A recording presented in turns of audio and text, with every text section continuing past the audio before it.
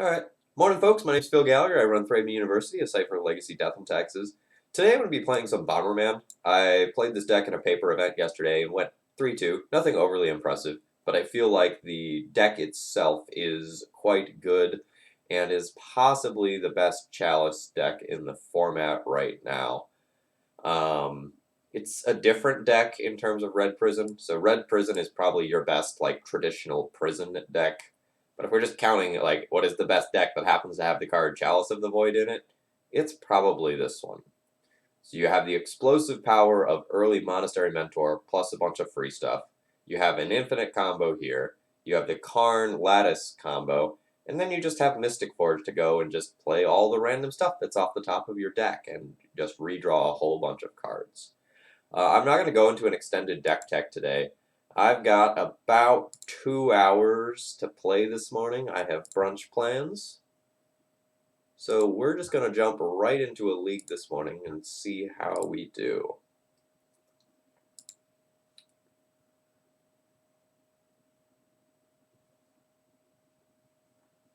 Yeah. So Hellclan, I played a paper event yesterday with Mystic Forge, and the one time that I actually resolved that card, I immediately played the top 4 cards of my library, stopped because an Auriok Salvagers was on top of my library, and then comboed off the following turn. It was strong.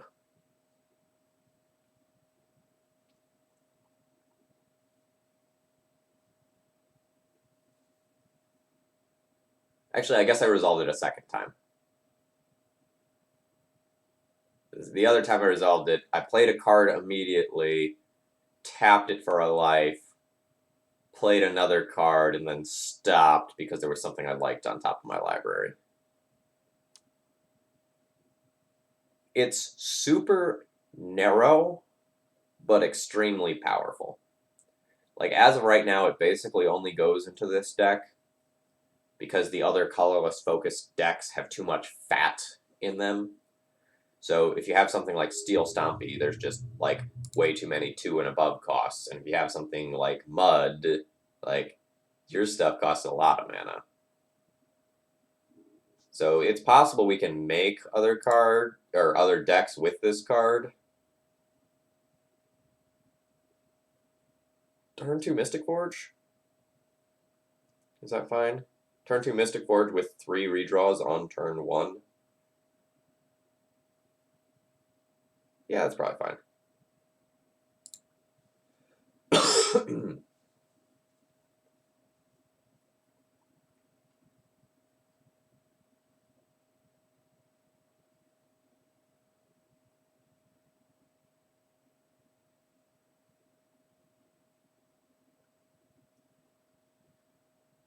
My opponent has mulligan to 5 cards. If we're playing against something like Reanimator and they just floop a Grizzlebrand into play, that's kind of scary with this hand. I did beat a turn 1 Grizzlebrand yesterday. My opponent turn 1 Grizzlebrand, and I just comboed off on turn 3. Auriok Salvagers is a hell of a drug. Alright. Let's cast this, look at a random card in their hand.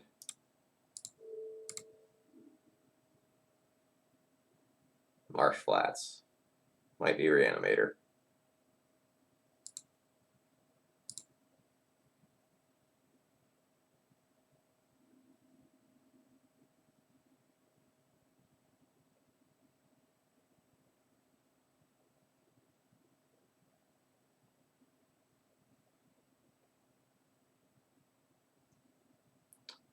So now that I know that my opponent is probably on a black deck, I am not going to pop these other baubles here. I'm going to pop them in my opponent's turn to help me play around discard.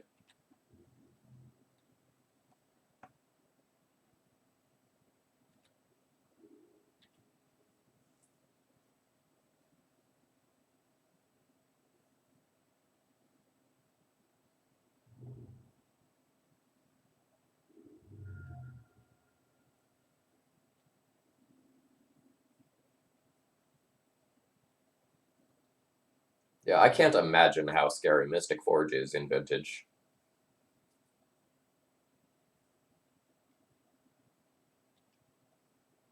Cabal Therapy targeting me.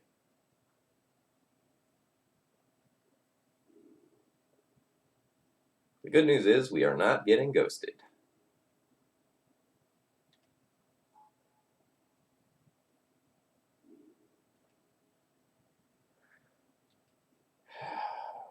Man.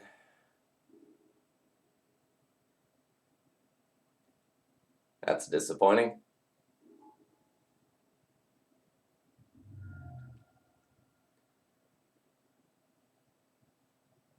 Will it actually get a restriction, though? They're pretty slow to move on Vintage updates.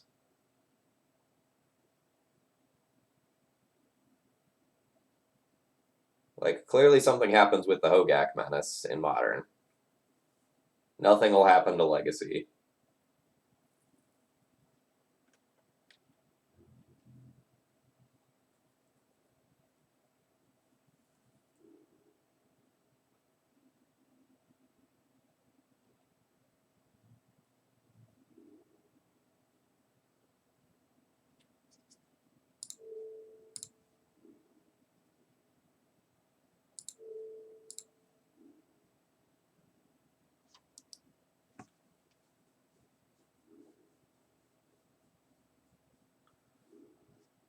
So this is still theoretically beatable, but very hard to beat.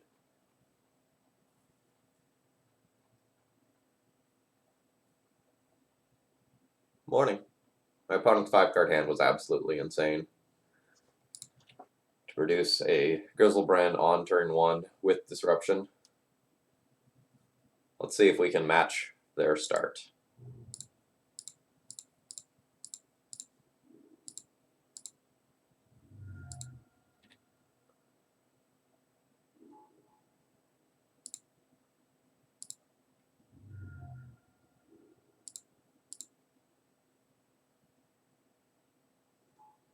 Alright, this will be very good next turn.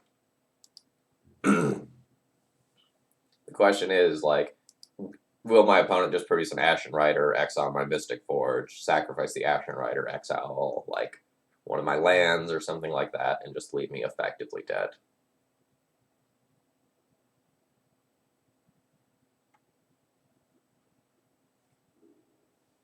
Probably.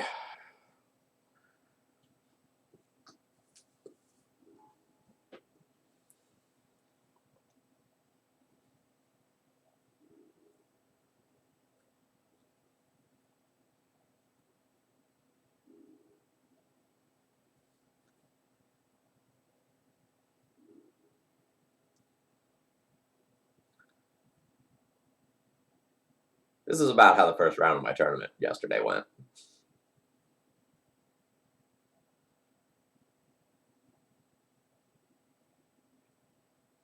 If they can just reanimate it again, I'll be conceding on the spot. I just will have no outs after that.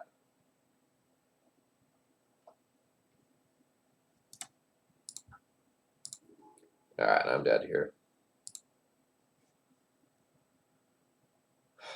So I have some degree of disruption for this matchup. Containment Priests are fine. And I have to make a decision about whether or not I want to board in the Tormod's Crypt or whether or not I want to leave it there for Karn. I think when I'm on the play, I'm going to leave it there for Karn. When I'm on the draw, I'll think about actually just naturally boarding that in.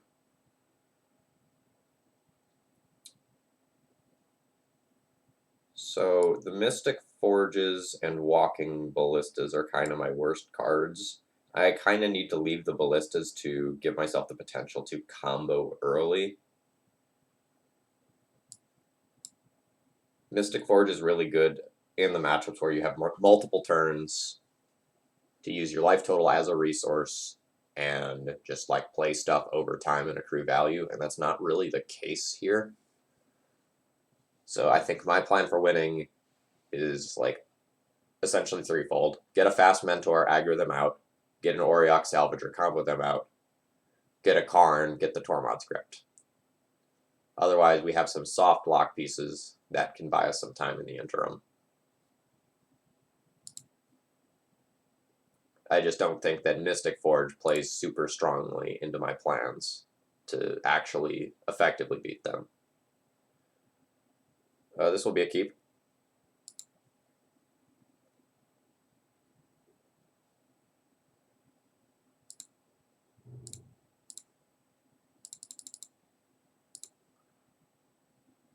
So this will be a Chalice on 1 on turn 1, followed by Mentor plus 2 to 3 artifacts on turn 2.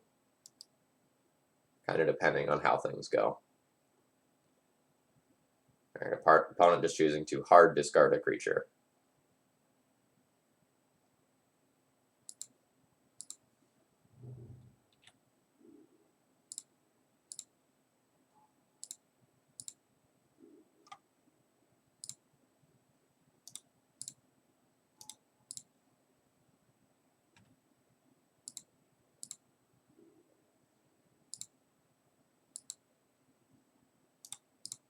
The always yield thing does a whole lot in this deck.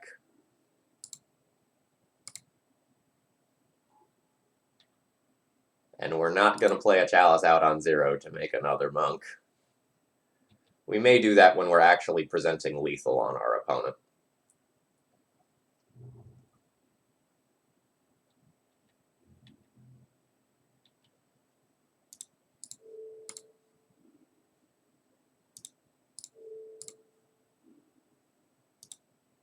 Badlands, Animate Dead, and Badlands again.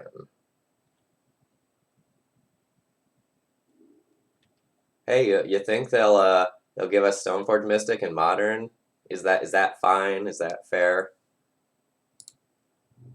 Alright, so if I play a Chalice on 1, and then a Chalice on 0, that represents 8, 9, 10, 11, 12, 13 damage.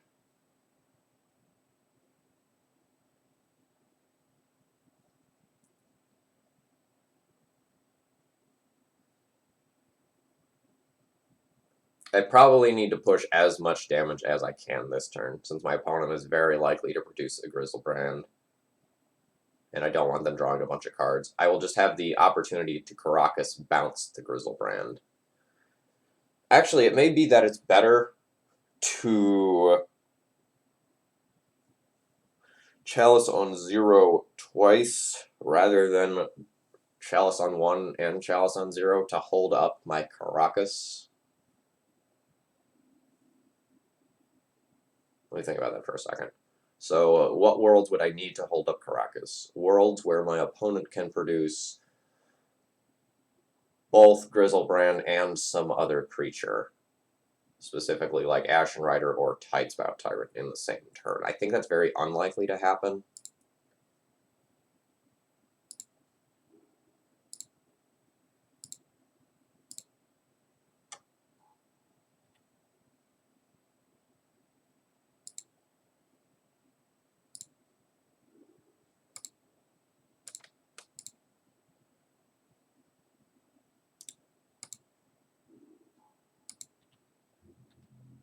But I am just going to hold up the Caracas.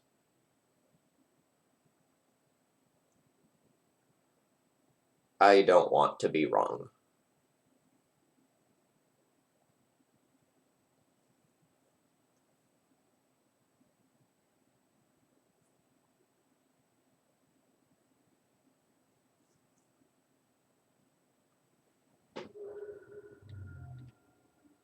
Yeah, I just don't understand Stoneforge Mystic not being an acceptable modern card. Especially now, given the power level of the format. So I think on the draw, I probably need to board in the Tormod script to have one extra piece of early interaction. And that also probably means that I should board in my other Walking Ballista to have the potential to combo sooner, and then trim on the Karns. The Karns can still get me Ensnaring Bridge, which is great. But, like, Karn's best mode is minus get Tormod's Crypt, and if I'm going to take that mode off the table, then I need to have more resiliency towards my plan A. I could also consider boarding in some things that actually answer to the creatures, but I feel like it's too late once those things actually hit play. Karma Coil, thank you very much for following. Hope you're enjoying some Bomberman action. And morning to you, Min. Hope things are well. Been loving the things that have been going up on the website.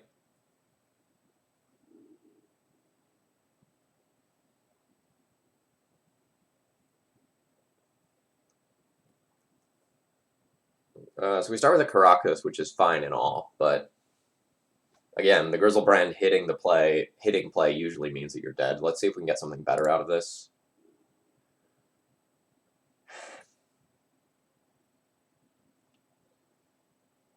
Well, there's our hate card.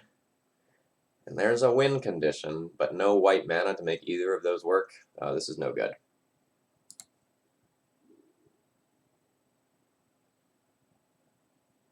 Yikes.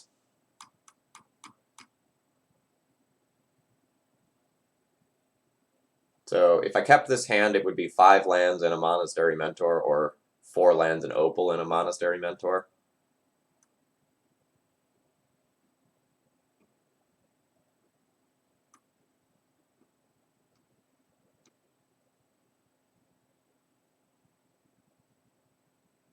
What is better than this?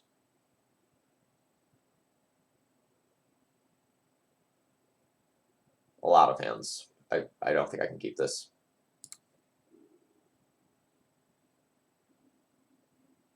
So I can keep 4 of these. 1, 2, 3, 4. Well, it's not what I want.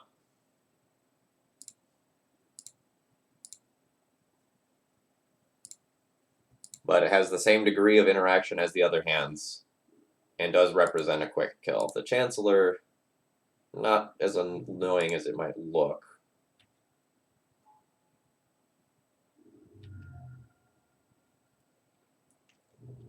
Thoughtseize ripping the Salvagers is rough. Or we could just die on the first turn. That's cool too.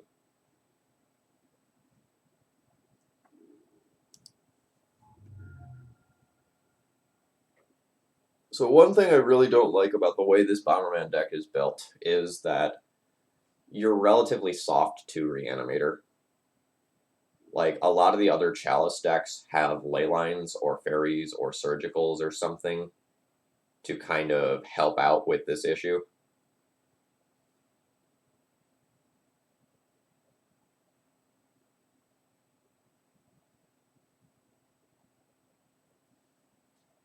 And we don't have that here.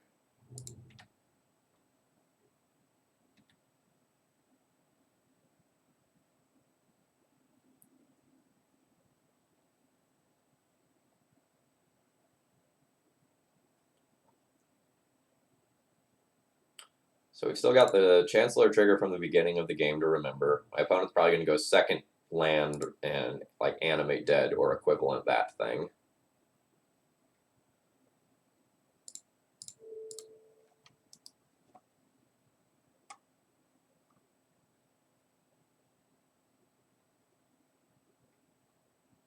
Okay, well that's a good sign. That means they would need a Dark Ritual to get this into play, or a Lotus Petal.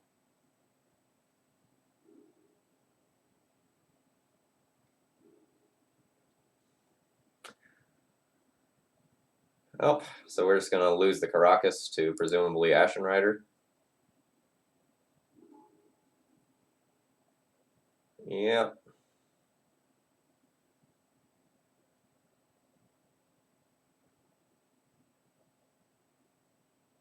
Alright, what is the game plan? How do I win? I probably win by comboing off with Salvagers and killing my opponent.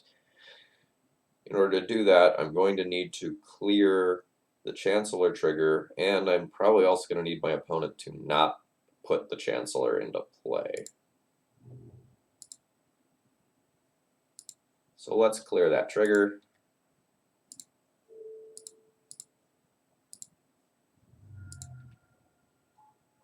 I don't want to play the LED out in case I need to use it for a monk token.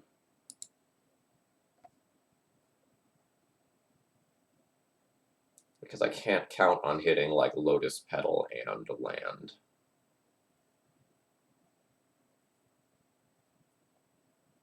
So if I draw a land or a petal and I play Mentor and play LED, it at least gives me the option of trying to go wide of their creatures and just getting an aggro kill.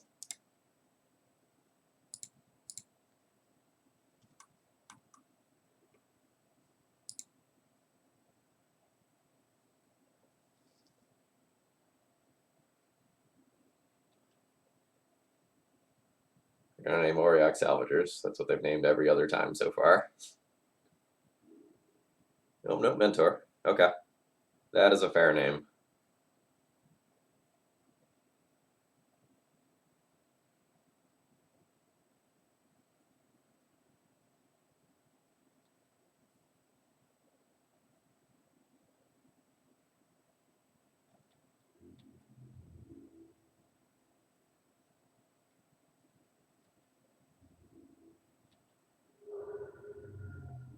We'll see how good the rest of their hand is.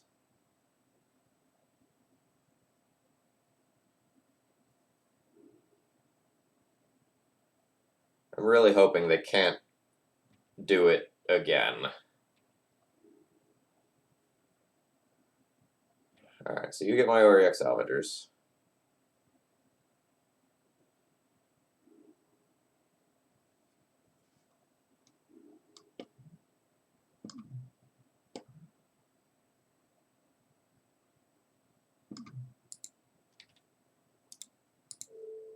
Let's look at a random card in your hand, shall we? An Exhume. Well, if they do that, I do get a Mentor. So, that's a thing. There's literally no point of playing this Mox Opal out because I'll just make it into an Ashen Rider target. So I'll have to pass the turn here.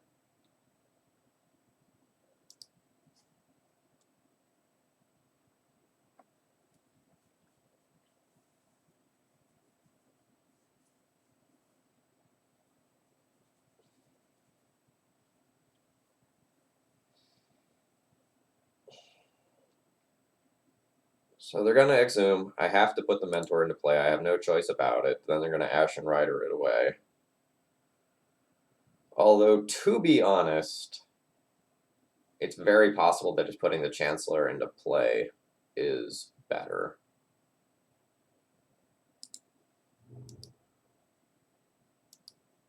Like, they do different things.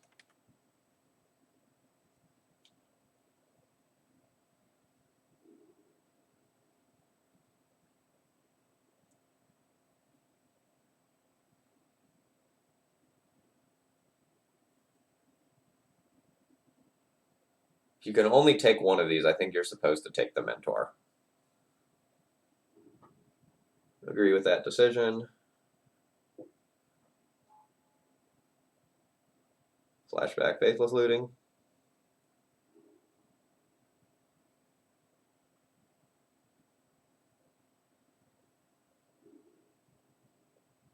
Multiple Wear Tears gone.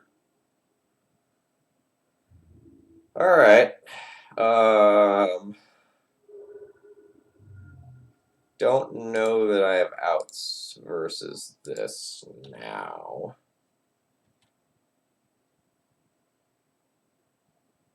Because I'd either have to answer the Ashen Rider this turn or combo off this turn. I don't have the mana to combo off. I believe I am dead on board.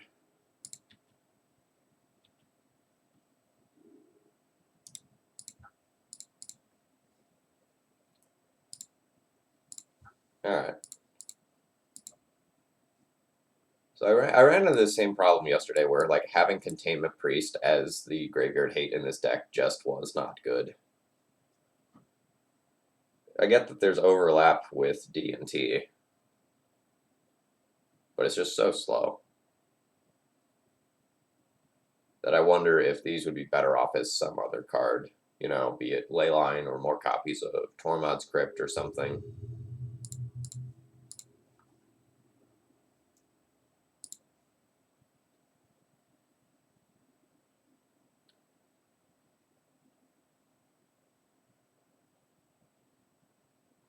So assuming that I don't lose any of these things, I have turn 2 Mystic Forge. I think that's good enough for a keep. And I think I'm just going to go Plains Go to make myself look like Death and Taxes.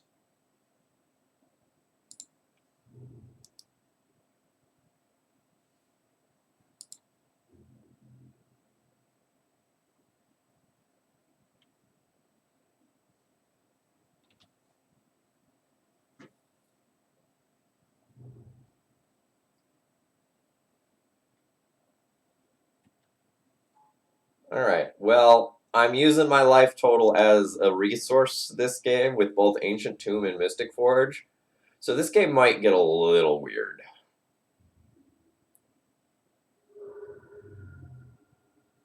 Eidolon will probably be unbeatable. Chalice is great.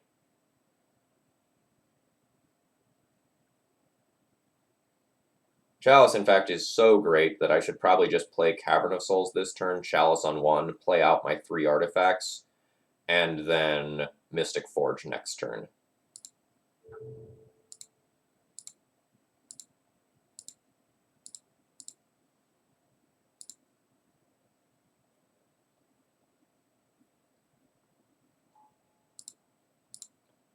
We play out all the artifacts now despite what would happen if we draw a Monastery Mentor, because my opponent dropping Eidolon represents so much damage to us.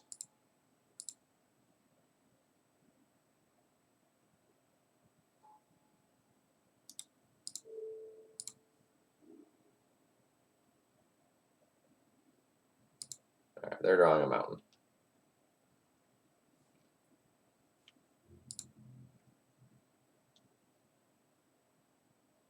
Hope all of you are doing well this morning, by the way. Good luck to those of you who will be playing in the Legacy Challenge today. My thoughts on the format right now are probably that Reanimator and Depths are your best combo decks.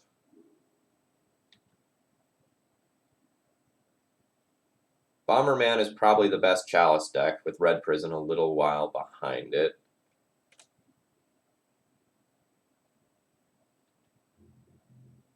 As far as other decks go, your best Delver deck is probably the No Bad Cards Rug Delver.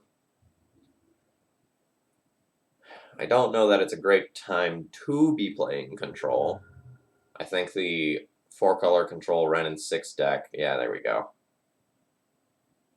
I think the 4-color Control decks with Wrenn and 6 are not the best positioned decks right now.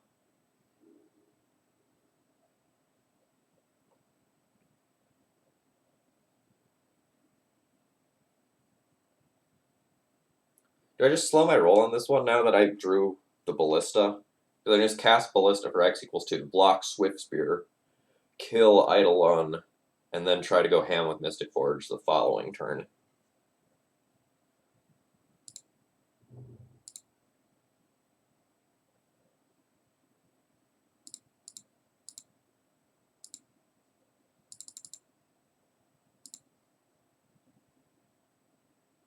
Note, I won't be taking damage from Mystic Forge or Ballista. They're both going to have CMC of 4.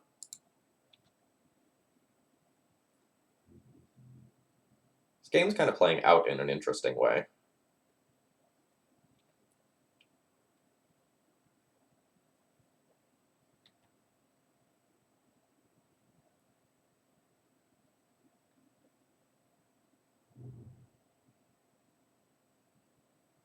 I think No Bad Cards Rug is great.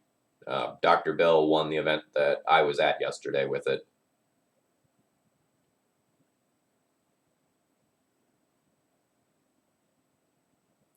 And there were multiple copies of it in the room performing well.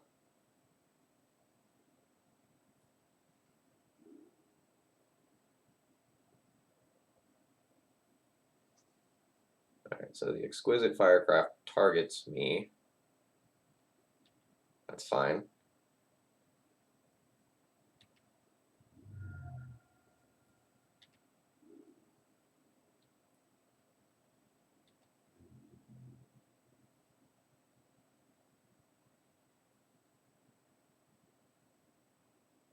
Nah, Renin 6 is going to be a part of the format. I think we're adjusting. Like, the splash damage that has been done to the tribal decks is really rough. But, like, the format is on the swing where Renin 6 is part of the format rather than the central pillar of the format.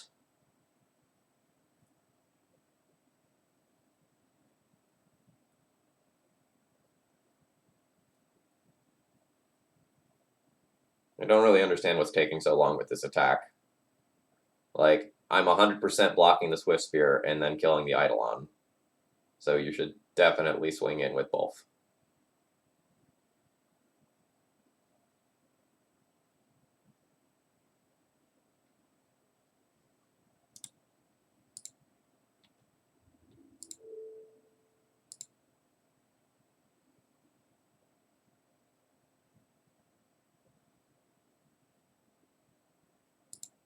Oh, okay, that's fair. I could keep the Ballista alive by doing the whole LED thing, but I think my Mystic Forge is just too valuable.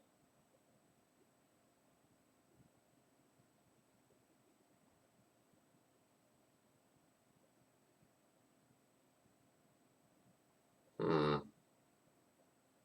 Like, this is just so powerful. It threatens to draw so many cards. I think it's fine leaving them with the Swift Spear on board to do this.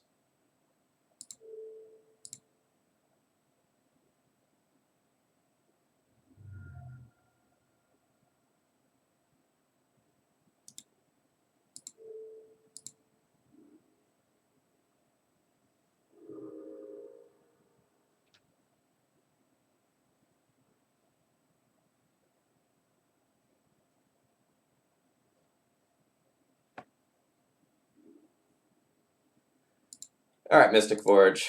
I said you were the best draw engine in Legacy. Don't let me down. Let's do it.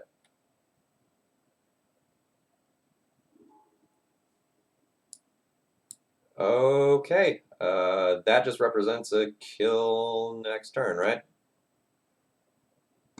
So next turn I go 1, 2, 3, 4. Salvagers, LED, dip, dip, dip, dip, dip, dip, dip, dip, dip, dip. Yep.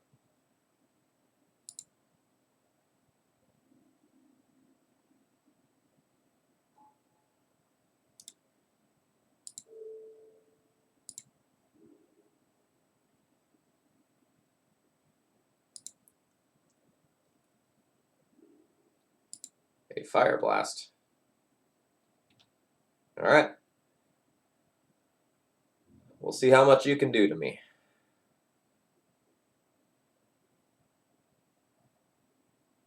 I should have thought a touch more before passing the turn, actually.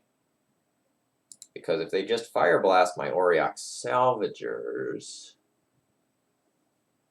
that is a problem.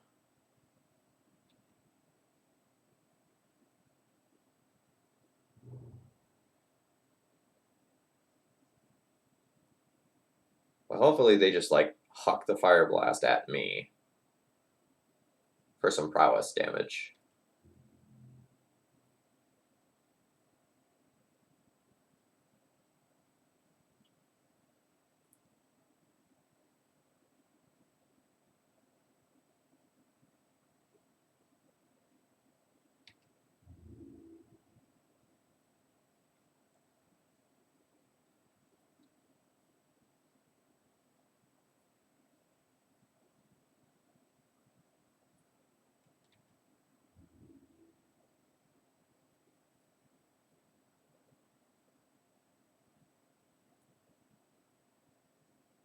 I'm unsure if I'm going to Mystic Forge away this Ancient Tomb.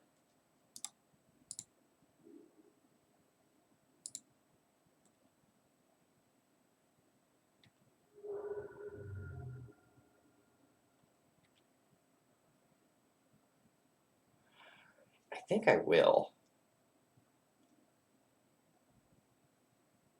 Like, because this is 100% a dead card.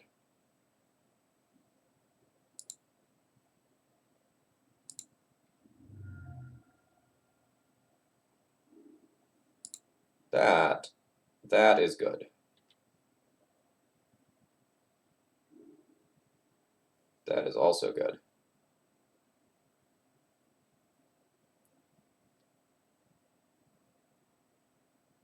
So if I play Salvagers, my opponent will just Fire Blast it. So instead, I could just go play Walking Ballista for x equals 2 or x equals 3, get it off the top of my library,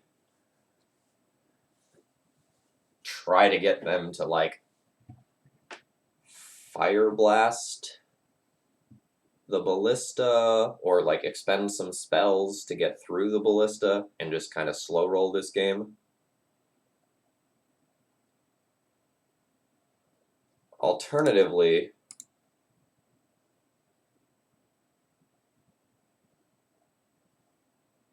I just Karn, get them to use the Fire Blast to go and take that out.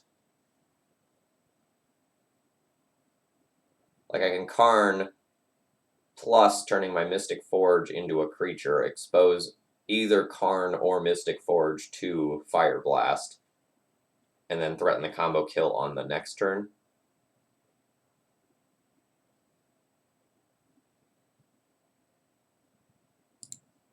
So a lot of ways to play out this turn.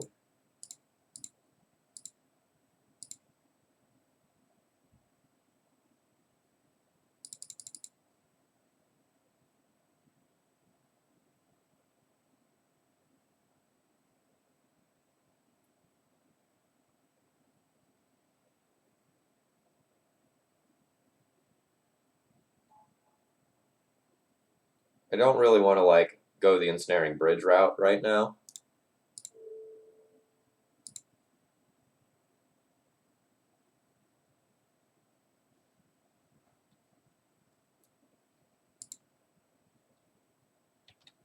Because doing so would mean getting rid of my City of Traders.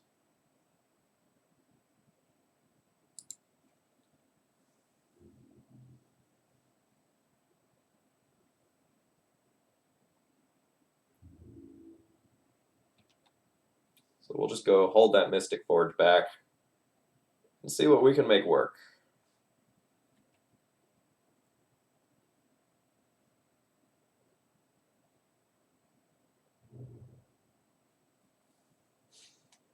My opponent's pretty close to just hard casting a Fire Blast.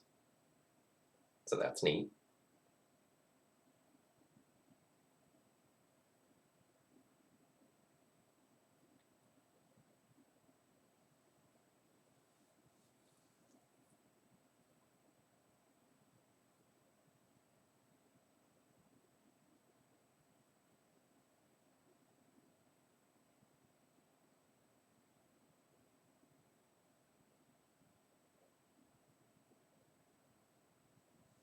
I'm going to assume that my opponent's hand is relatively weak at this stage of the game.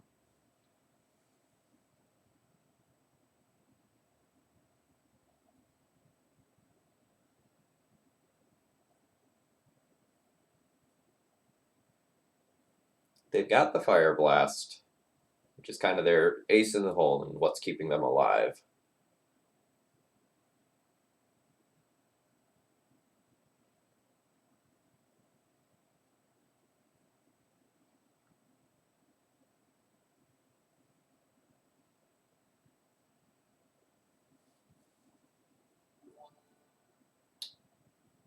But there's probably at least one card in hand that's stranded by Chalice of the Void. Ilkfoy, thank you very much for following. I hope you're enjoying the content.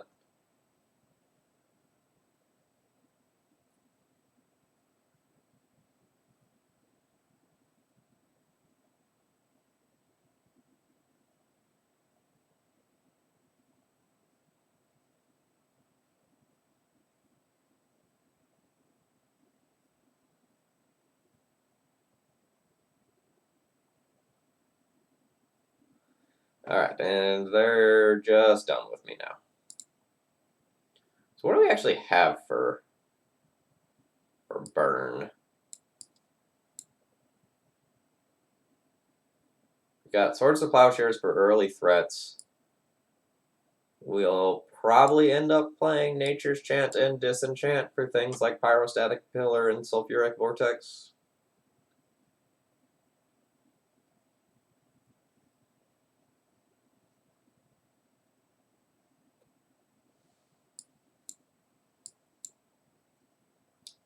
So I don't tend to like Karn all that much in a matchup like this one.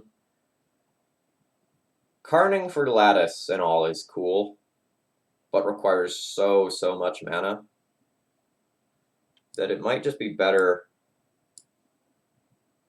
to junk most of this package, board in some answers and more combo pieces, and just kind of go that way, and just try to be quick. Because I feel like all our best games involve us doing one of these two things quickly. This would put us at 63 cards, though, which I don't love. These also answer Eidolon, though, so like maybe I need to play them. Eidolon is terrifying.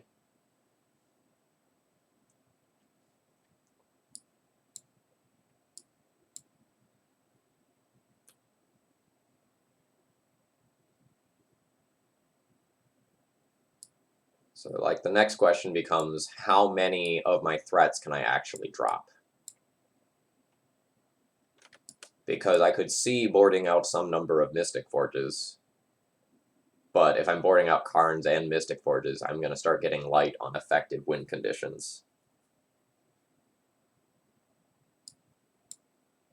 So maybe I can trim one of these,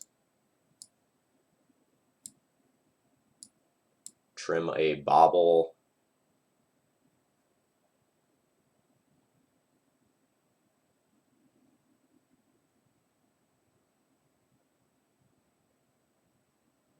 and I guess I only need to draw one Ballista over the course of the entire game, and I can effectively win with Salvager's combo just by drawing a Bauble anyway.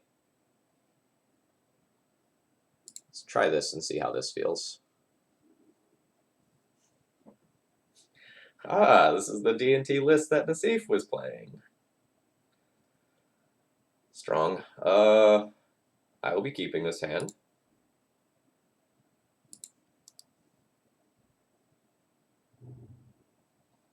I may end up just playing out this. We're going to have some interesting sequencing questions here. Does Mox Opal fix my sequencing questions? I think it does. So if I go City, Chalice, Opal, LED, then on turn 2 I have 2, 3, 4 mana, make Salvagers, can go infinite, or alternatively can just play Mystic Forge.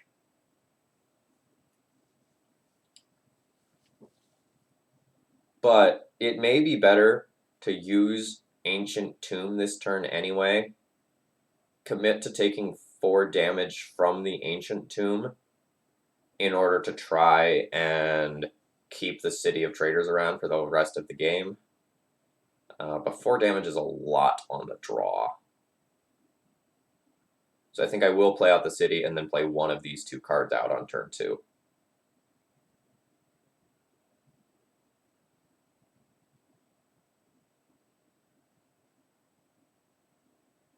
Yeah.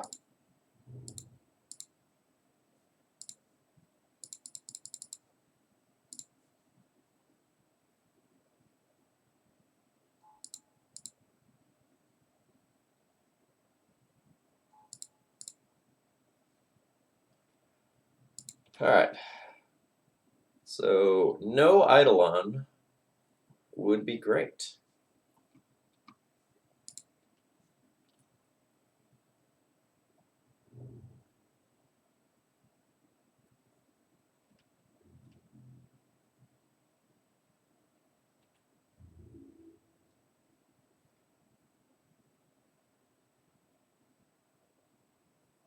Mystic Forge plus Goblin Guide will also probably end up being pretty interesting.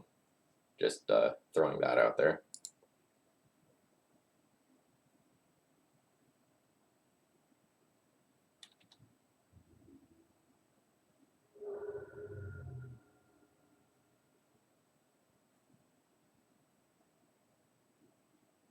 So it appears that my opponent is holding up Smash to Smithereens.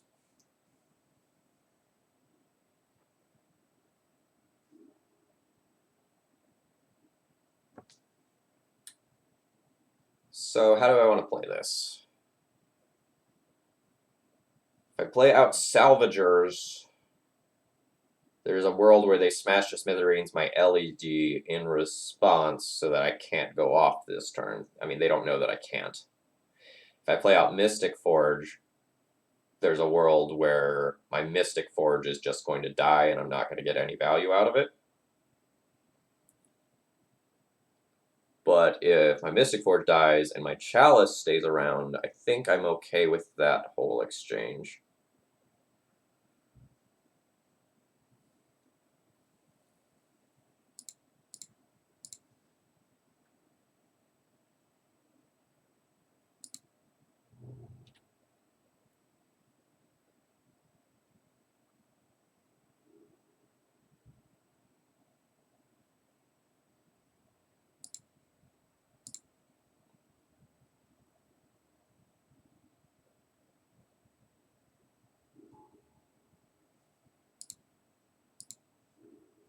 Storm is 1. 2. I'll keep this Mox Opal. 3. I think that's worth a life to get rid of and see if we can keep going.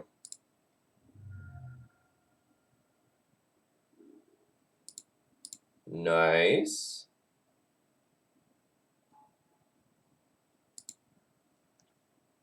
So we have produced a lot of mana.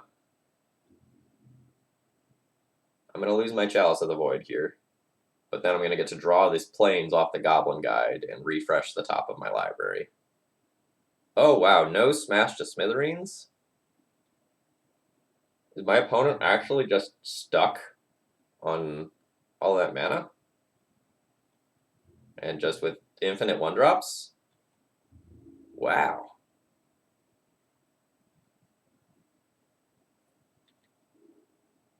And another Chalice. That is very, very, very strong.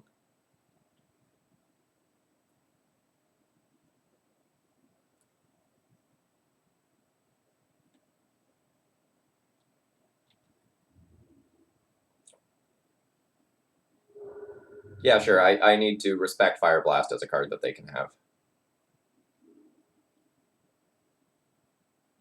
Alright, suspend a Rift Bolt. Suspend a Rift Bolt. Okay.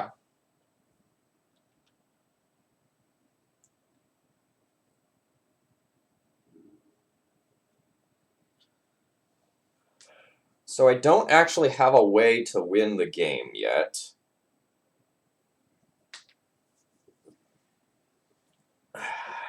I could get real cheeky and put a Chalice on 3 to counter multiple Rift Bolts.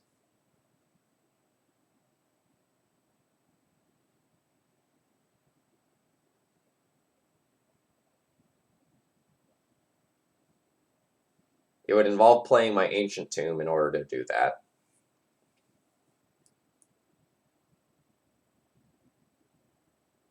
If I can, I would prefer to just win the game this turn. Use my life total as a resource. Alright, that's not fantastic right now.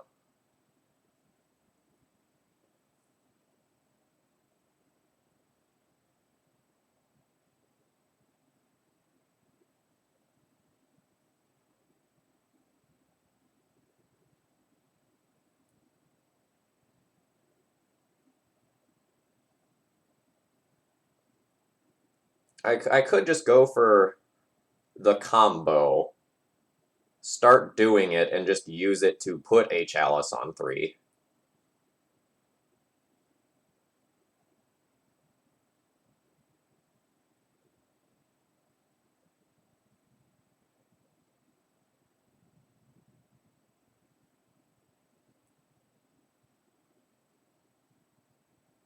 I'm not super in love with my position here. I just needed to hit a bobble or anything off the forge.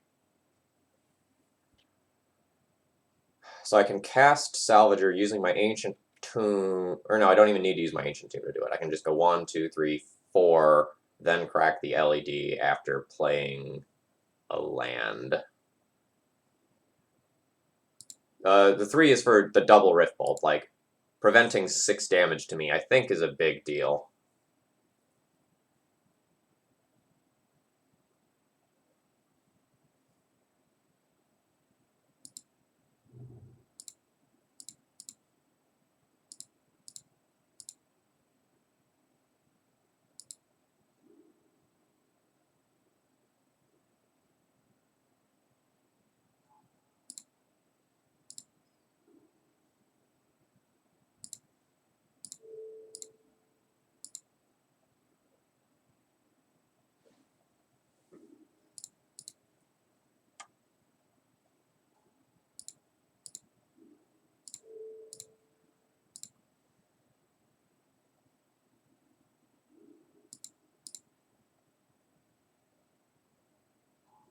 Whee!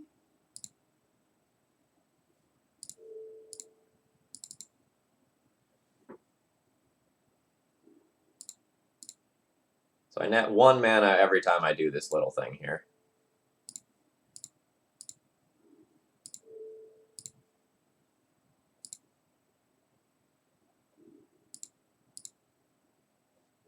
So I need to, what, get up to 8 mana so that I can return the Chalice plus cast it for X equals 3.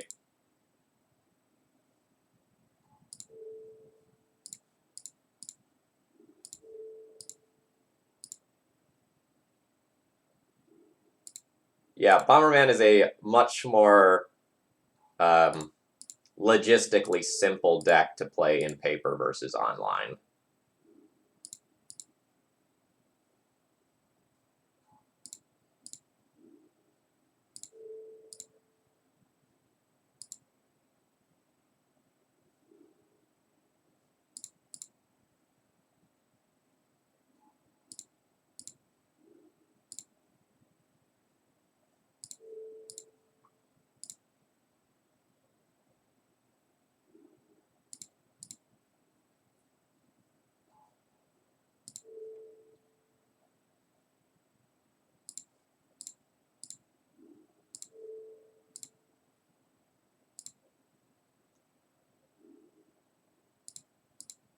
Yeah, this is not exactly the greatest.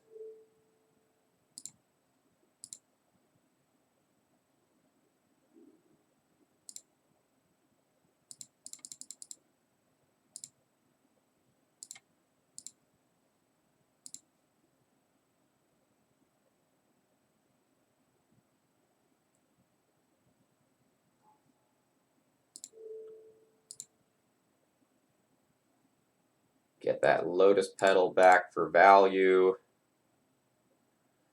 And then I guess, strictly speaking, I should also untap my Mox Opal. For good Magic player habits, in case my opponent Fire Blasts my Salvagers and also destroys one of my artifacts.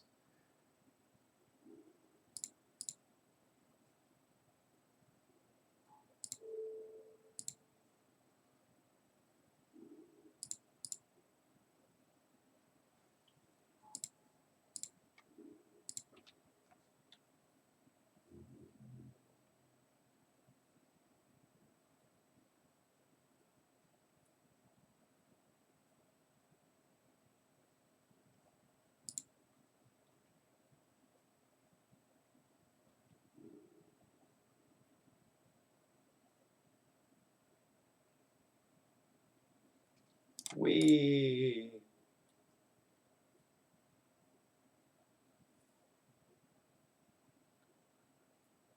Yeah, that was like 3 minutes of clock for not a lot of real gain in board state.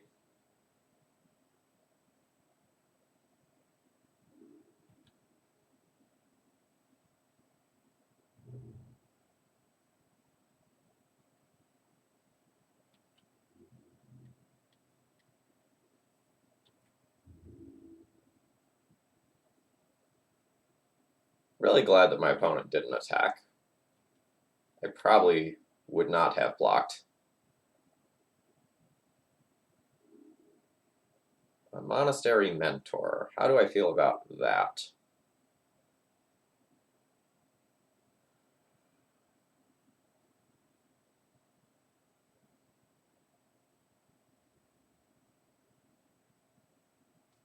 I need to get rid of that. It does nothing. So does that. Eh, eh, eh.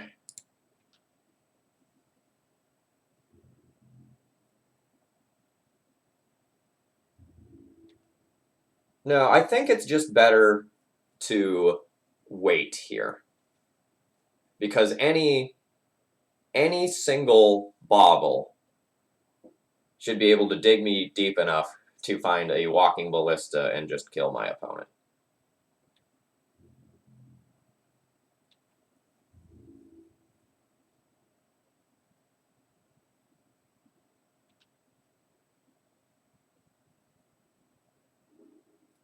Alright. It's go time.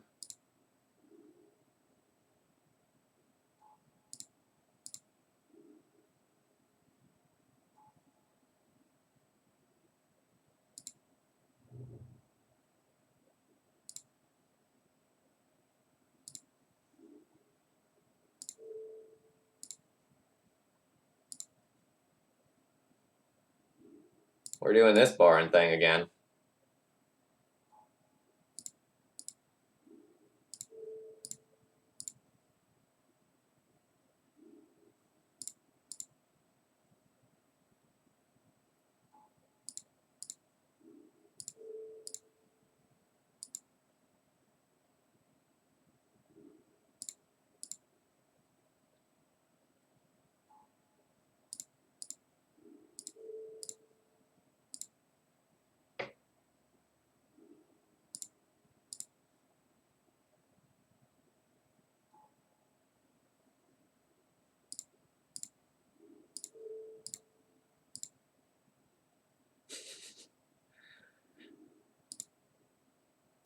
I mean, not literally bombs, but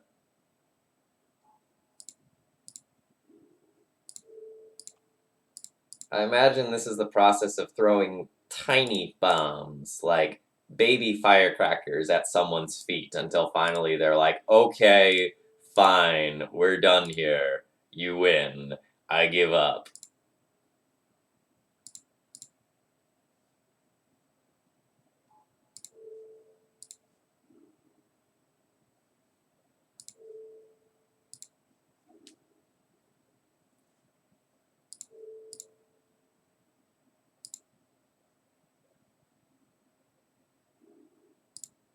Save targets does not work.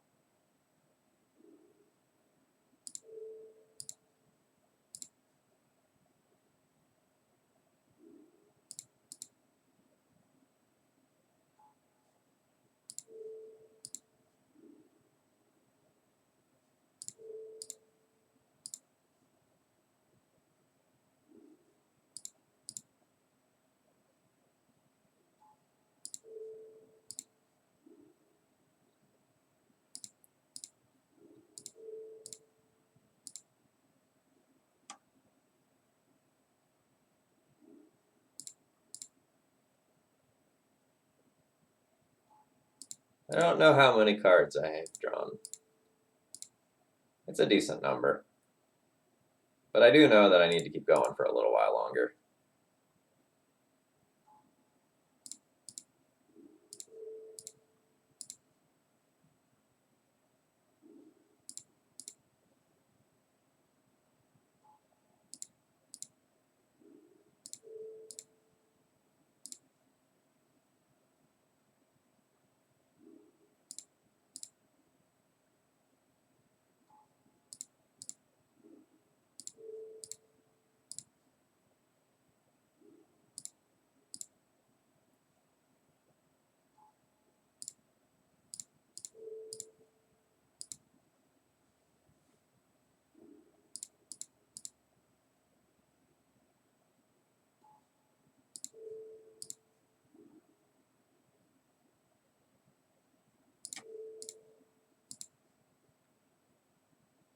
That's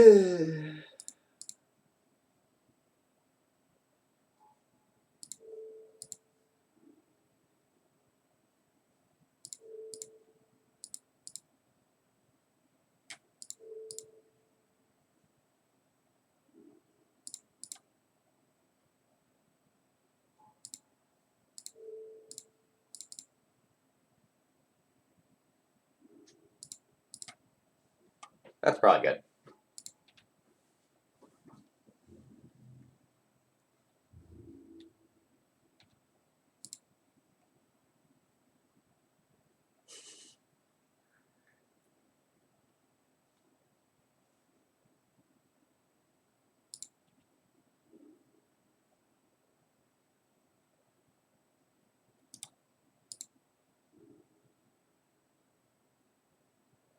I really thought I did that a lot more than 7 times.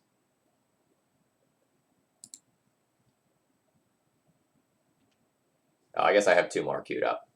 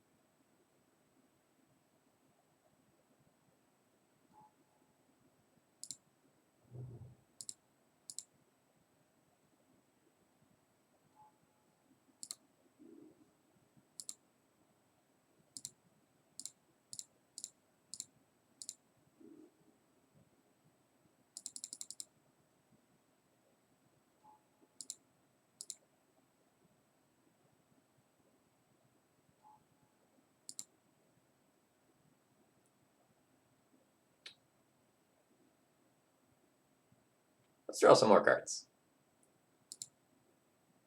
Actually, you know what? Screw it.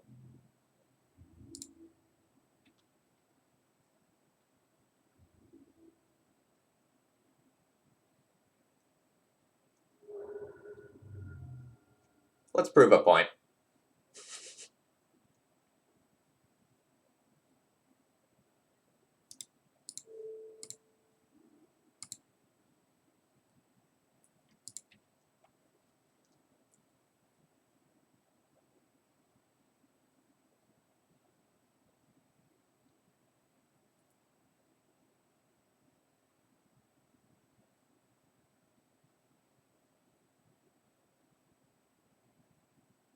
Now you concede from the match.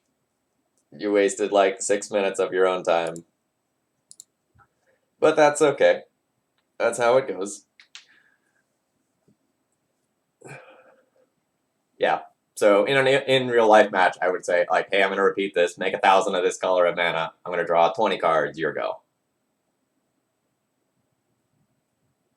I left them with Fire Blast.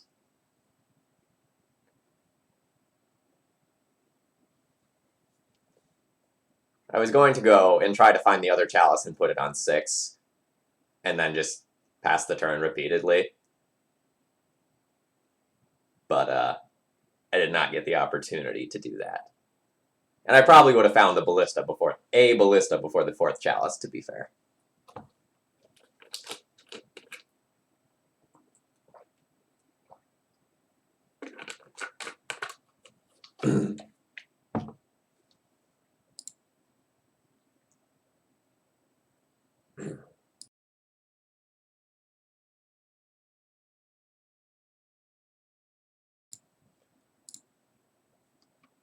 All right.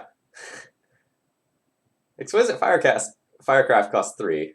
Oh wait. Oh, it can't be countered. I see. Yeah, sure. I guess I guess that would still be a castable spell. So my bad manners could have gotten me killed if I did that. That's true.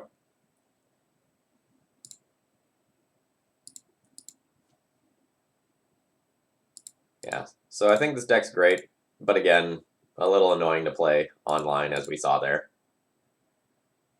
I definitely thought I had drawn like 15 cards, just because of how long that sequencing had taken, but that was not the case.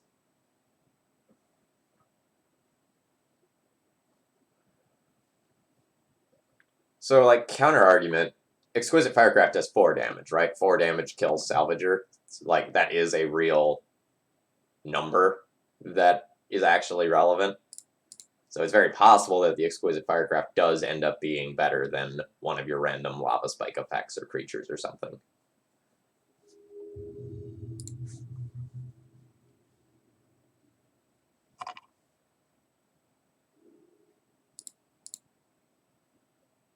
I would like to play first. Turn 1, Chalice. Keep a Reno.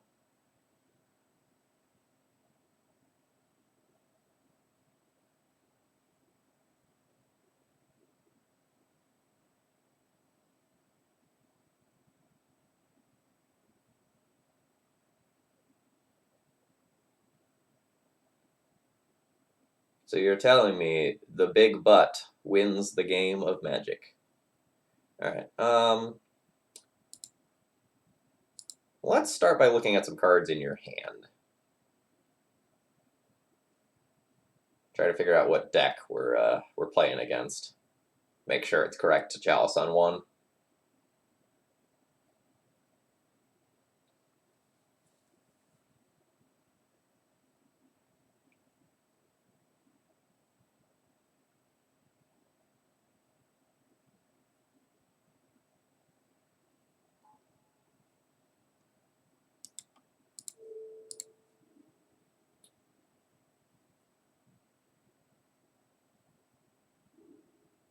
An Arid Mesa.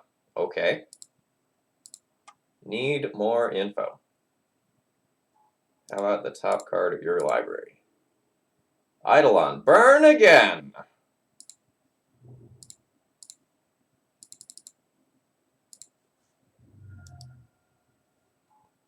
They have an Eidolon, which is no bueno for me.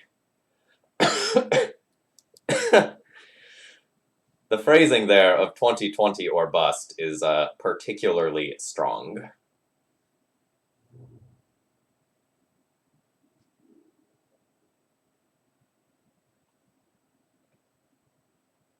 So the Salvagers is nice. So what am I doing if I Karn?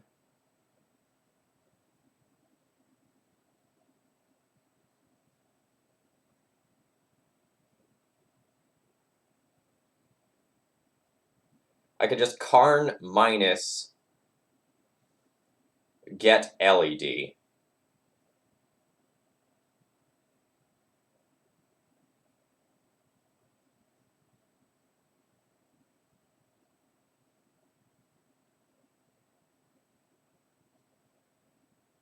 Yeah, let's Karn minus get LED. If they use a 2-mana spell and, like, point it at Karn or something like that, cool.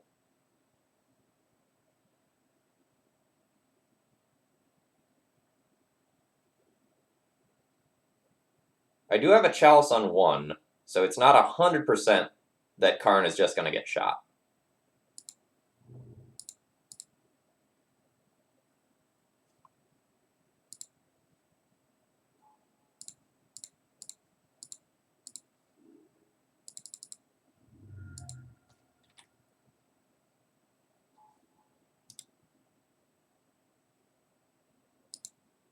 I don't even know if it's 50%, because there's not that many 2-drops that can just go and hit a Planeswalker directly here.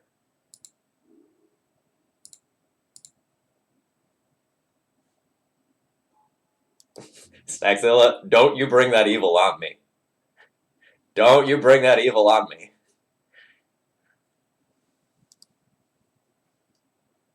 That is, like, absolute nightmare land.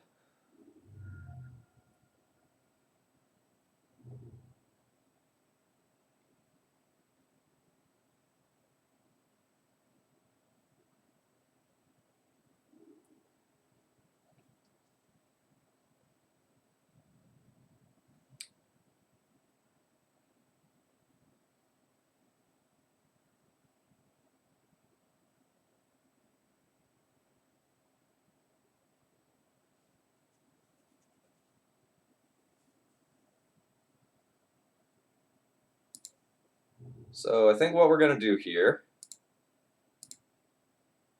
is just play a 4-mana card. Not take any damage from Eidolon, but hurt ourselves a little bit still. You know, want to give our opponent a fair chance. And go ahead and minus our Karn. Yes, I will use the ability. We'll get the Walking Ballista. And now the Walking Ballista represents a kill with Auriok Salvagers.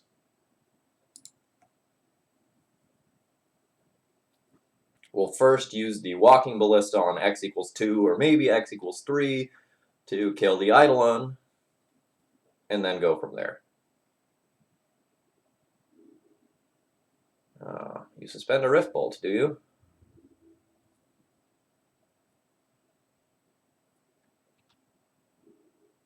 Okay.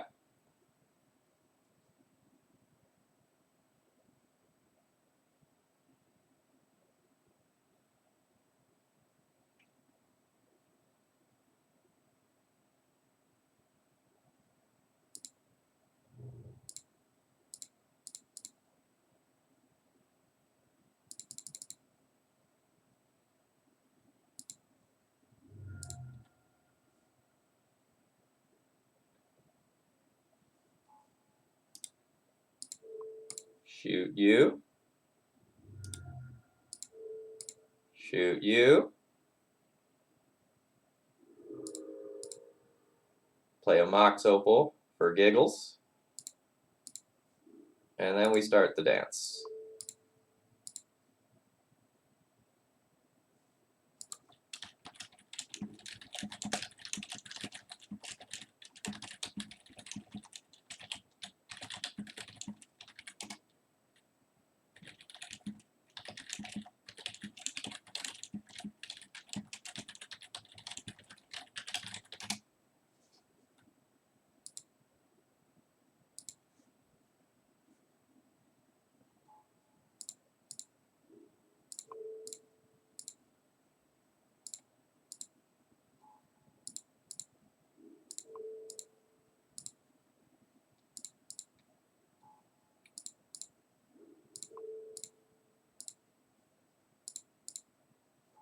The opponent wants to make me do it.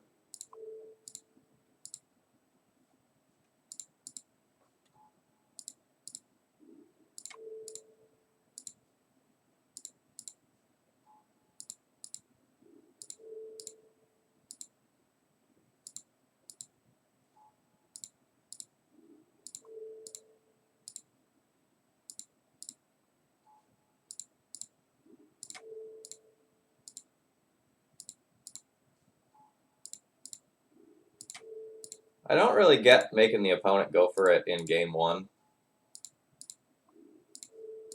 Like, I value my moto time pretty highly. And just, like, jamming more games is better. Like, if it's game 3, I've got 3 minutes on the clock. Can I actually execute the combo in time? Sure. I get it then.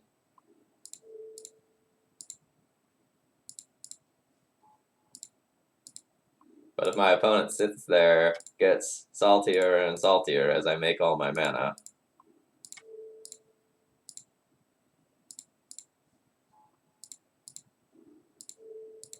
and then loses game 2 in like 5 minutes, they haven't gained a time advantage.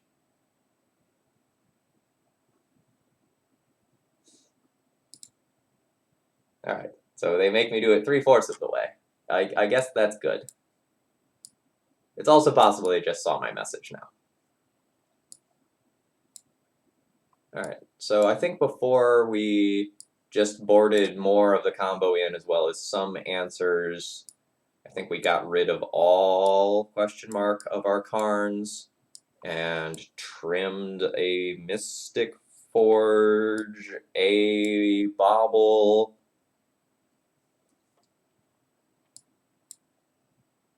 and I think we played 3 Ballistas before.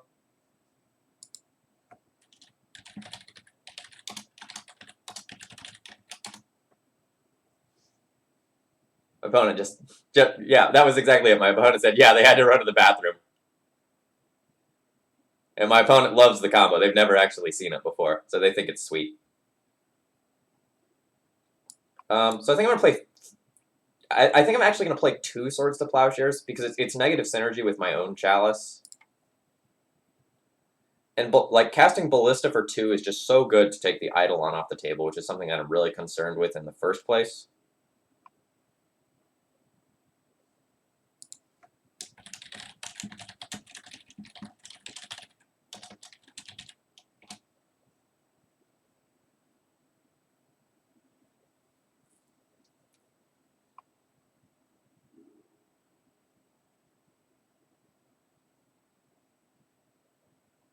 Keep. Operation Monk is a go. Son of a bitch. I mean, Operation Monk is still a go. Operation Monk just looks a little worse. Or we slow roll this a turn.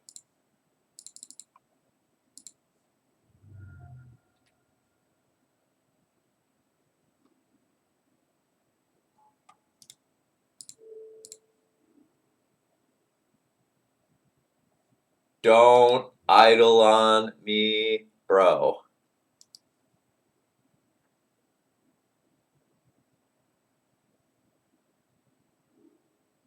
All right.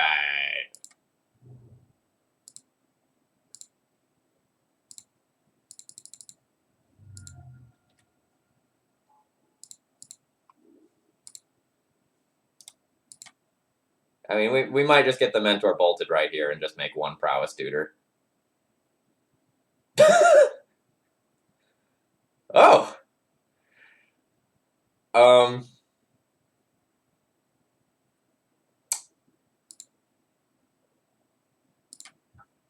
My guess, yeah, that's exactly my guess. My guess is they kept a hand with multiple 2-drops like Eidolon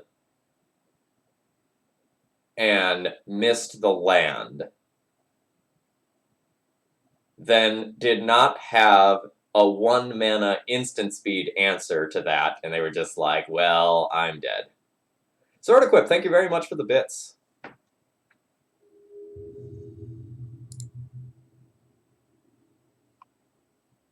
I would like to play first. Keep. We lost 2 Reanimator. So, I'm not going to play this out with City of Traders, I don't think. I'm going to go ahead and burn my Lotus Petal to Chalice of the Void on 1. Because I think I'm going to want this city late in the game. Since I don't have a lot of action now, I just want to consistently hit land drops so that I can hard cast my Auriok Salvagers and friends.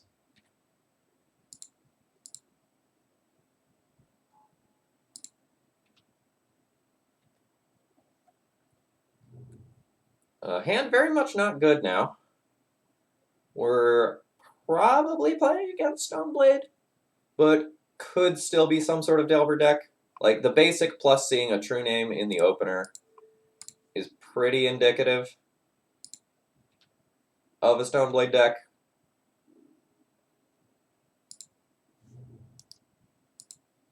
Alright.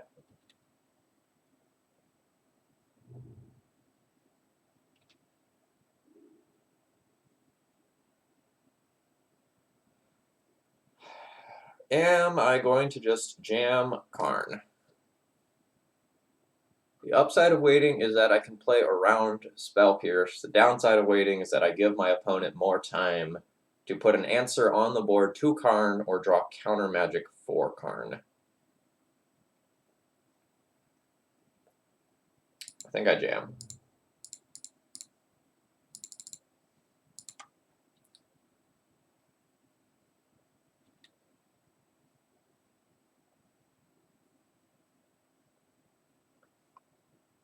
Yeah, they kept with the Ponder.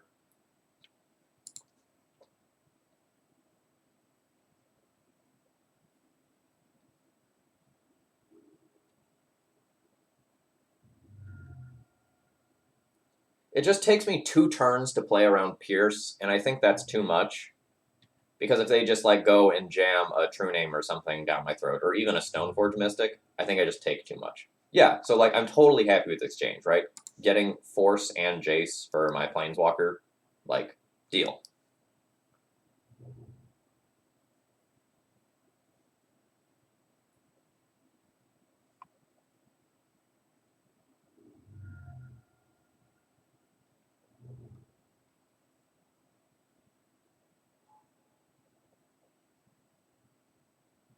This is actually annoying.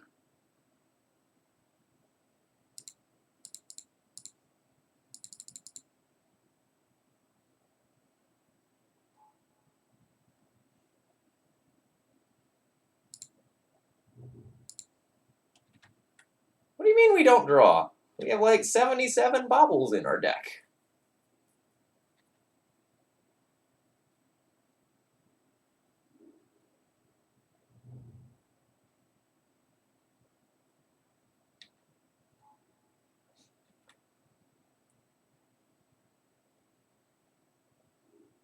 Yeah. Like, we can play around it a little bit.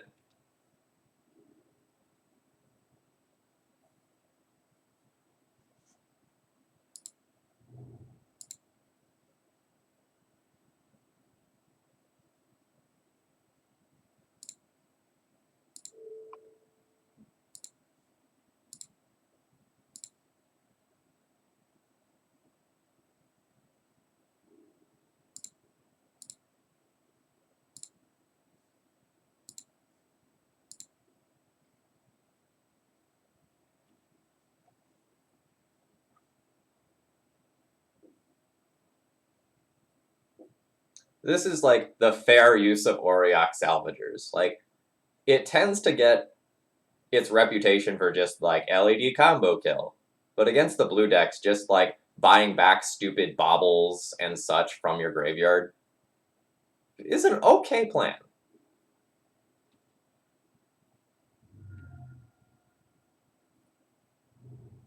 Yeah, if they had the opportunity to brainstorm and like dig for a Swords to Plowshares so that I can't untap with Salvagers, I think that's way better.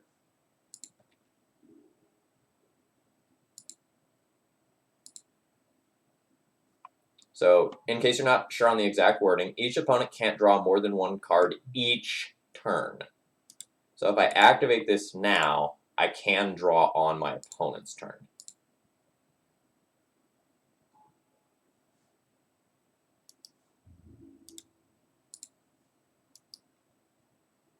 But it's probably a non-issue because I probably just killed an Narset anyway.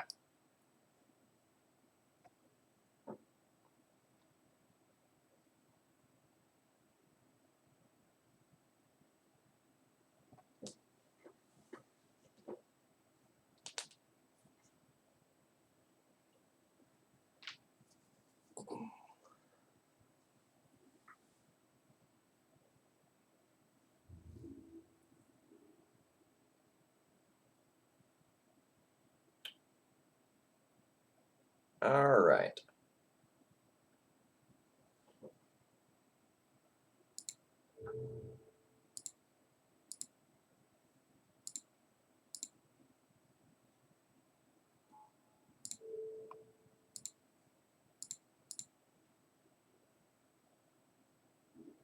I really shouldn't have played that bobble out first.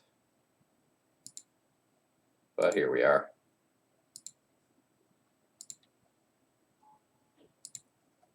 Okay.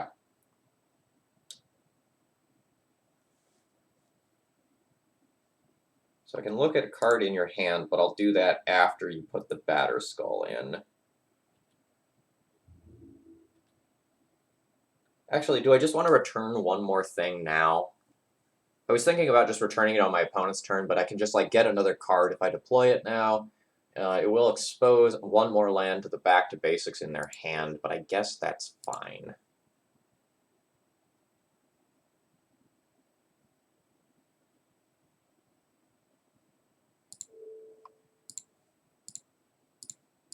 Yeah, I'm fine with that.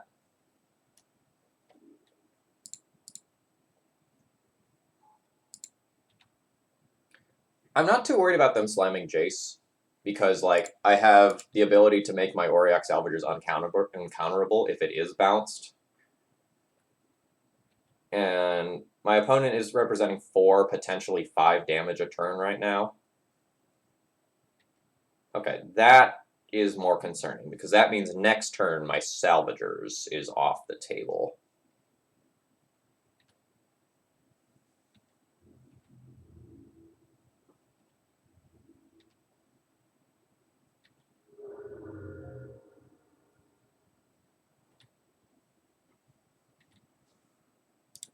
Alright, so let's see a card in your hand. Alright, they have a true name.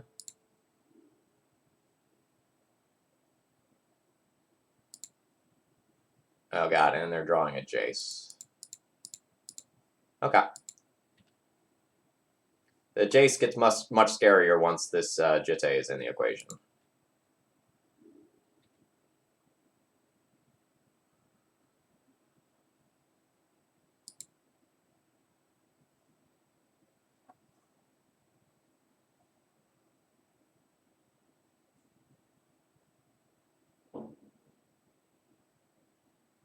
Okay. So we go... So if I get 2 mana, return Lotus Petal. 3 mana... Okay. So 2 mana, return Lotus Petal. 3 mana, play Mentor. 2 mana, return something else. No, the Lotus Petal doesn't actually help, right? So instead I just go 2 mana, return a Bauble, 2 mana, return a Bauble, Mentor, Bauble, Bauble.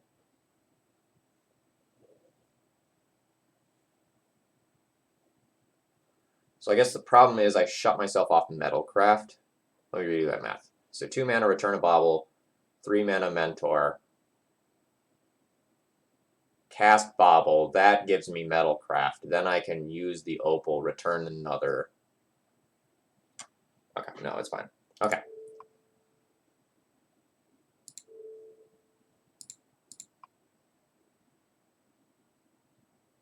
So let's return that.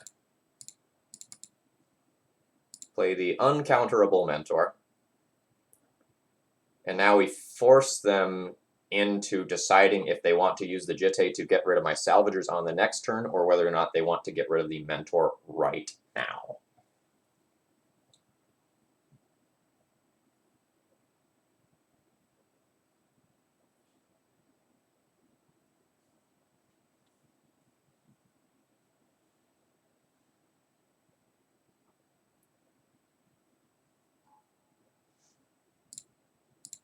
So here's their big decision point.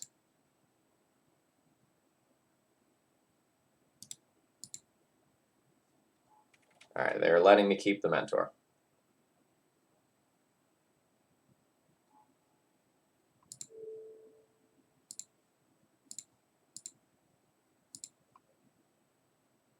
So I get another Bauble.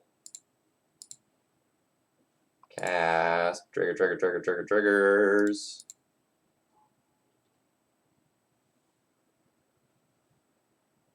So I don't, so right now I know they have true name. This is going to be worth doing now. Okay, so they also have a Snapcaster Mage. I don't really need to remember Narset, because I'm drawing the cards in the upkeep. My opponent is going to use their mana for, like, one of these things next turn, probably not Narset. In their draw step, I'm going to use my Mishra's Bauble.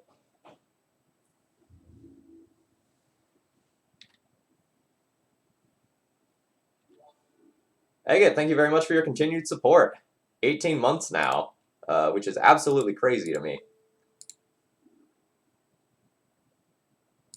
Oh god, another true name on top. Alright, so there's worlds where we just get aggroed out.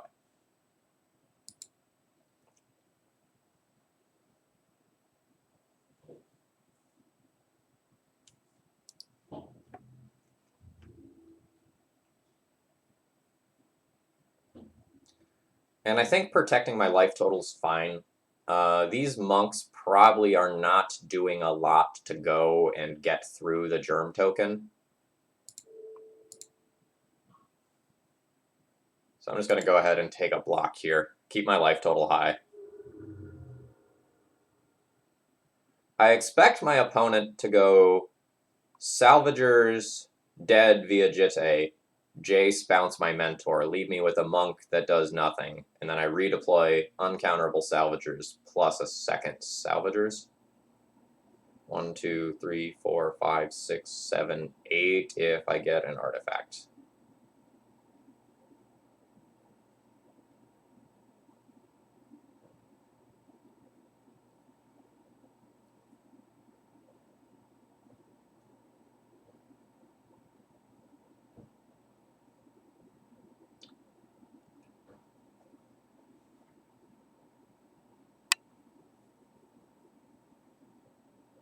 Oh, wow, not bounce? Brainstorm? I don't know all the cards over there. Their hand might just be full of ones and they're trying to purge. Which is totally reasonable, but, like, I know they have at least two things.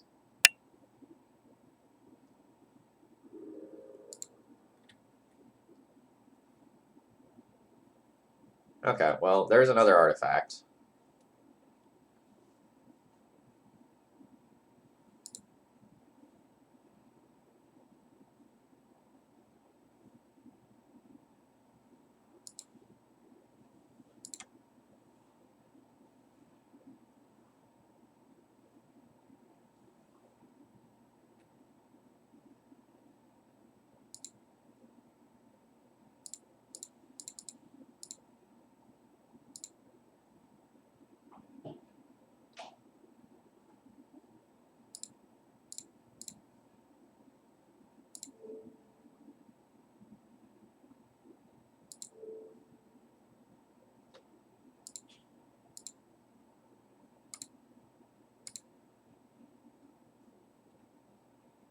Yeah, I'm not exactly sure how big some of my stuff is going to get, but I think the answer is big.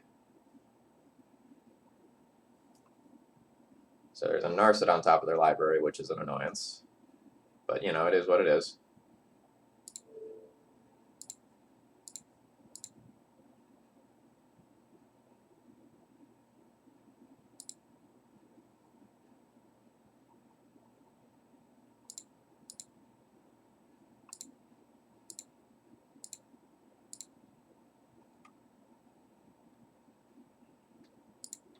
I can like fully loop with LED.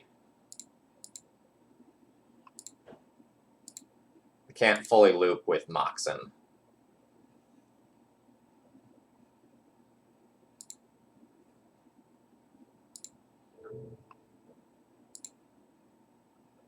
I guess technically I should have put that one on Construct, but, you know, whatever. Okay. Sorry, order of operations here.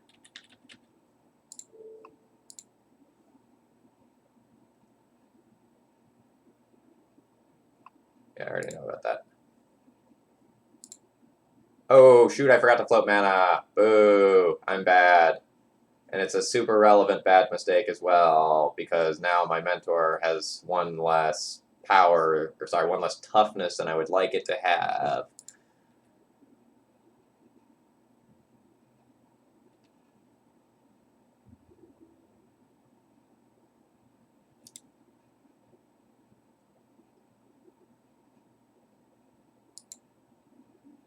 So if I attack Jace with both of these, they can keep the Jace alive by blocking with both, going and using the Germ plus Jitte to kill Mentor, chumping with the Stoneforge.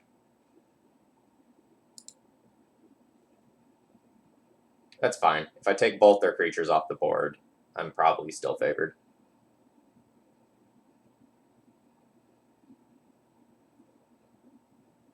Oh yeah, I fully admitted that one was a punt. Like, it's not great.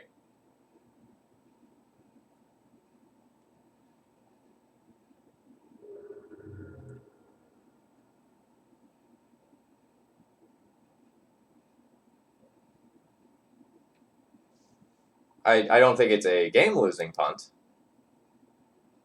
I still think, unless my opponent has something like a Supreme Verdict, that I can go wide of what they're doing and kill them.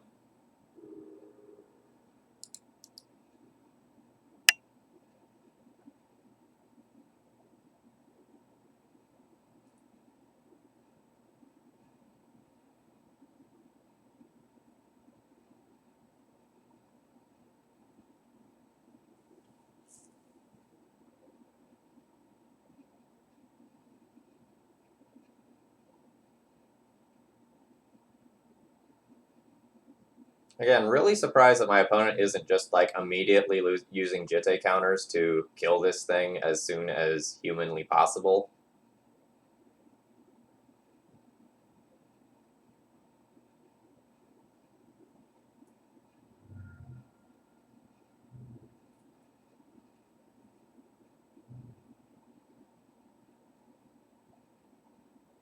Okay, we did see a Narset on top of their library, right? Like, I wasn't crazy there.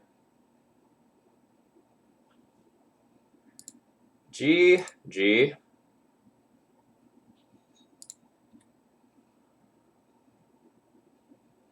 I am now going to make infinite-sized monks.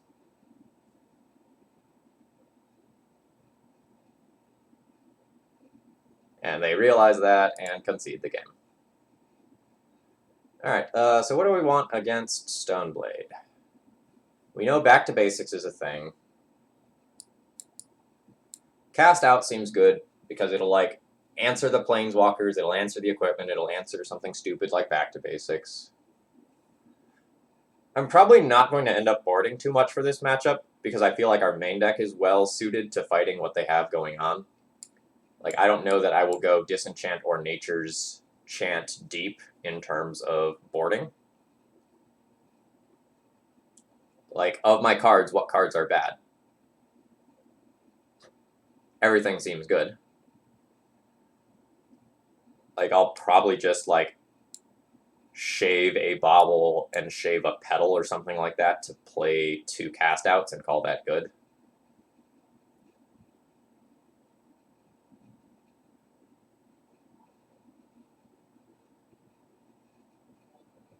My Karn package specifically isn't the greatest against them, but it still threatens the Mycosynth Lattice kill, so I think that's all fine.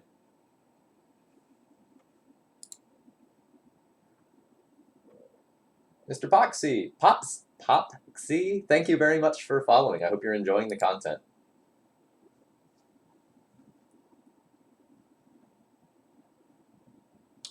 This hand's going to be a keep. We'll get to think about how we want to play it, and we'll have some decisions on turn 1. We're playing against Blue-White Stoneblade. So I can go land, Lotus Petal, Chalice. I can go City of Traders, Chalice.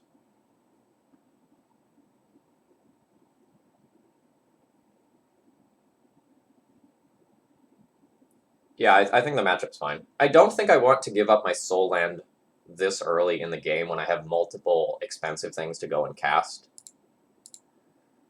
So I think we're going to lead on our Lotus Petal here, and then attempt Chalice of the Void. I assume that my opponent can answer that in some way. If they took no turn 1 play, they've got to have something to do over there. Well, now it's got to be like a force.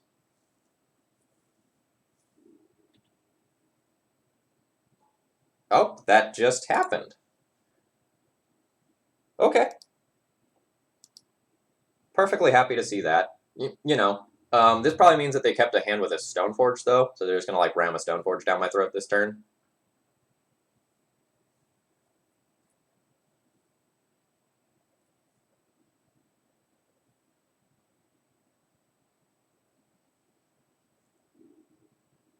Alright, and they have gone for the aggro plan of Get Batterskull. I don't have Metalcraft, so I can't do a 2-2 Ballista this turn, which is a little unfortunate, because that would be very good.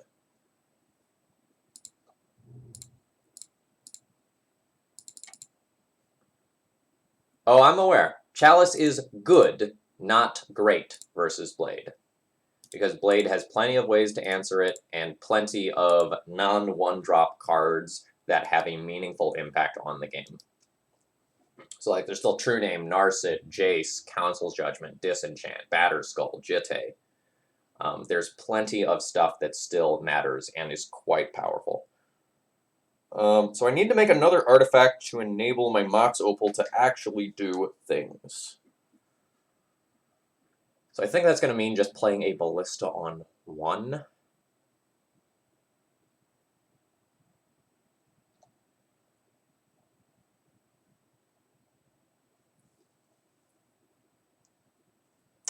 I can play a Ballista on 2 next turn, or I can play a Karn next turn. I'm thinking about whether or not I just want to play this Chalice on 1 for redundancy, or if I want to play it on 2 to stop some of the answers that they might have.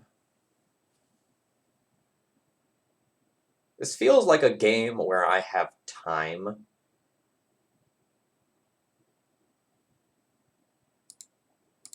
I think I'm going to go for the redundant Chalice, though.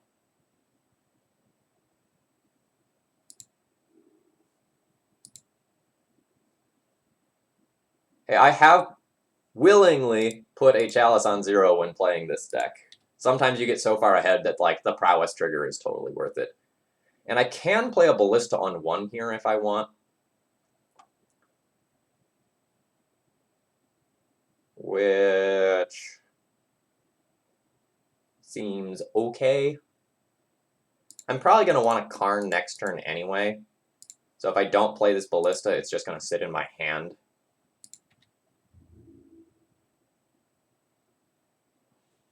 I could attack with the Mentor and trade Mentor plus Ballista for Batterskull. That's so bad if my opponent has a land. I'm not doing that.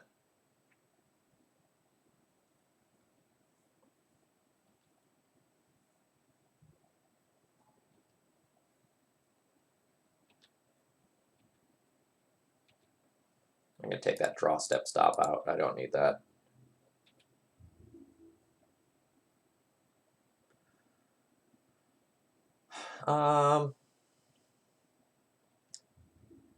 This hit, I think I'll just take.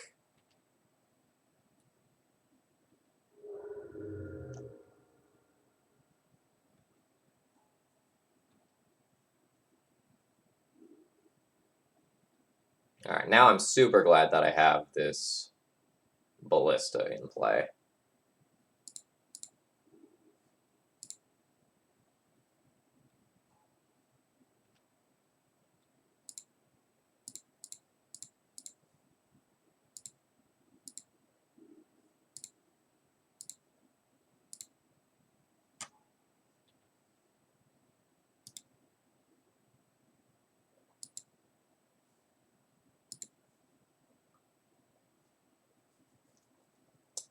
So, choices.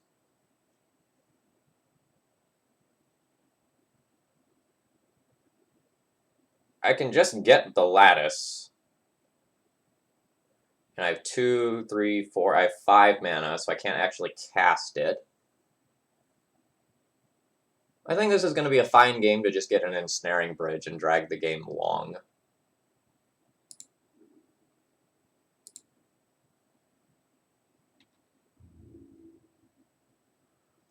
Would I trade Germ for Monk? No.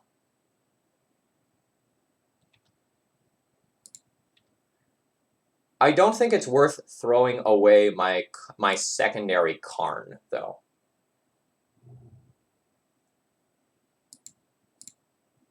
Yeah, if you were at the Eternal Weekend qualifier yesterday, the answer is yes.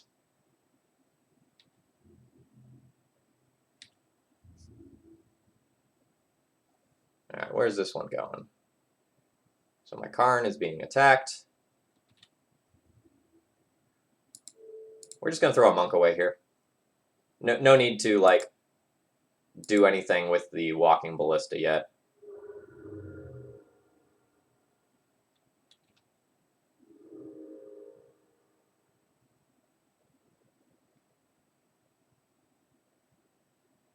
Ooh, a Vendilion click. Okay.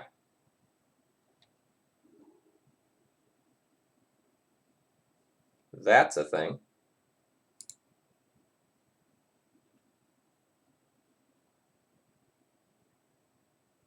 One way or another, my turn probably involves killing that Vendilion click.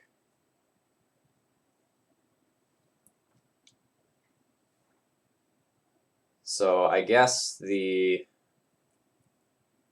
question is, like, how do I want to go about doing that?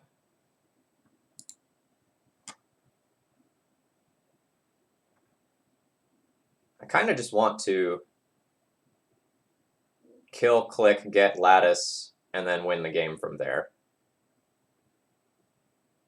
1, 2, 3, 4, 5, 6. Let's lattice.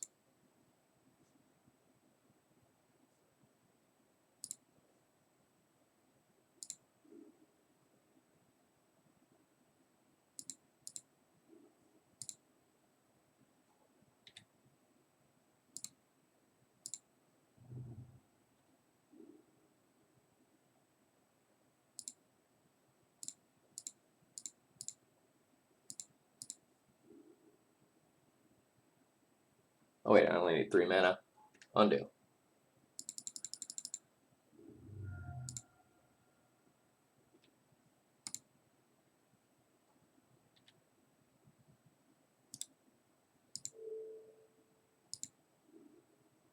Deal 1 damage to that. Alright, my opponent is done with me and done with the match. Alright, so we're 3-1 right now, but I have lunch plans in an hour, and I've got to, like, shower and get ready to that. I hope you all enjoyed the Bomberman content this morning. Good luck to you all who are going and playing in the challenge event today. I'm going to post someone else who is playing some Legacy. It looks like someone named Not Tim Turner only has 14 viewers and is playing some Legacy Hogak. Let's send some viewers their way. If you're enjoying the content, please follow. I am going to be streaming 2 or 3 times a week, almost always Legacy, though occasionally Modern. And if you're really enjoying the content, please consider throwing your Twitch Prime money this way. Cheers, folks. I'll see you all again soon.